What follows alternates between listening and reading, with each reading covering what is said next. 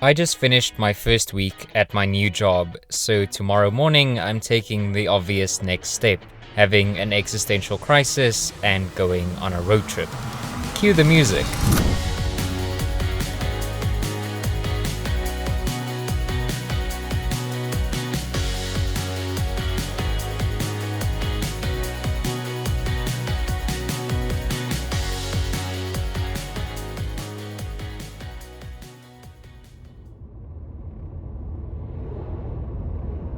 Recently, I've been working through some worries that I think we all experience from time to time, including the question of, did I pick the right career or will I end up hating it? During the initial 3-hour drive to meet up with my friend for the trip, I ended up listening to the audiobook for Feel Good Productivity by Ali Abdaal, which offered up this idea of the Odyssey plan, a framework for figuring out what we actually want out of life. Originally from the Stanford Designing Your Life course, the Odyssey plan asks you to imagine 3 scenarios.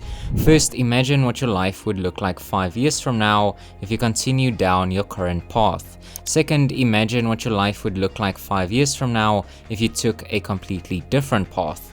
And finally, imagine what your life would look like 5 years from now if you took a completely different path, but money and status were irrelevant. These were the answers that I came up with for my own life, but rather concerningly, I realized that they all differed quite a lot from one another, which obviously didn't do much to ease my career anxiety, but it gave me some thoughts to put in the back seat as we switched over to the second part of the journey. I miss all the little things that we did, but didn't notice. You never know a good thing until it's gone. See you later. Okay. Show me now, life moves somewhat slowly. Yeah. Thinking back on the day when we packed the Jetta, drove to the unknown, we don't know no better. You and me against the world, it's a new vendetta. Was the only thing sane to do. Type of mood swings that could change the weather. Hot, cold, sweating through my sweater. Back and forth, how tie gets severed. Was the only way to cut you loose.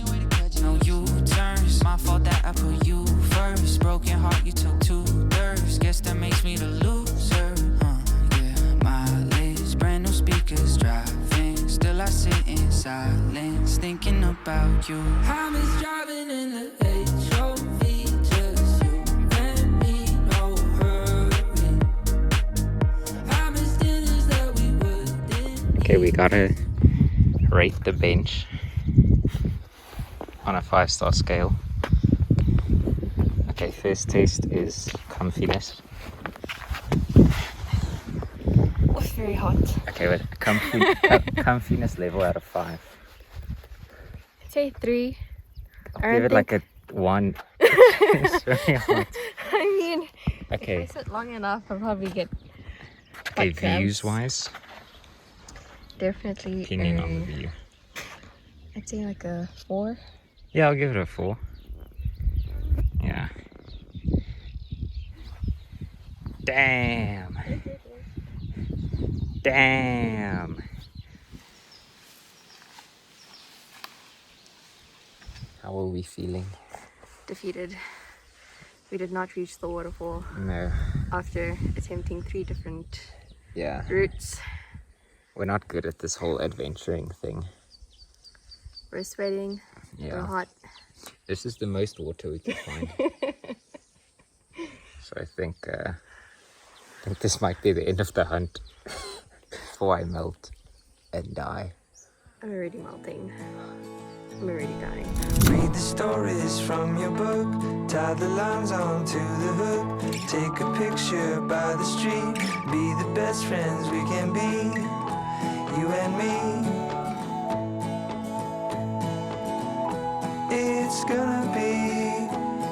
It's gonna be a good day. After a day of exploring some of the foothills in the heart of South Africa, my friend Shivani and I decided to wind down for the evening. We put on some films that we thought would be interesting and generally just spoke about life. Similar to me, she also recently started working as a dentist, so it was nice to talk to someone in a similar boat. But as we sat in the glow of the setting sun, I couldn't help but notice my anxiety and fear of regret temporarily fading away. It felt like a day well spent, but I wanted to know why.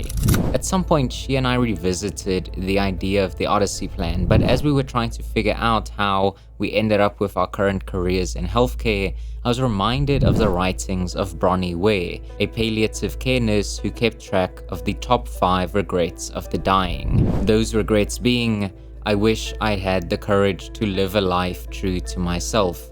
I wish I hadn't worked so hard. I wish I had the courage to express my feelings.